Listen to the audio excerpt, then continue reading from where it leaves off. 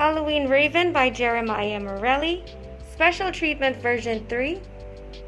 We start the special treatment with sapphire diamonds sprinkled in the blue sky. So simply sprinkle the sapphire diamonds in these areas to give it a nice glisten.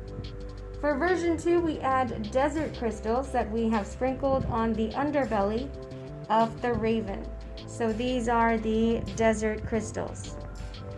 And finally, for version 3, we have yellow fireflies that we have placed on the mouth, the nose, and the eyes of the pumpkin to represent the glowing light from a candle inside.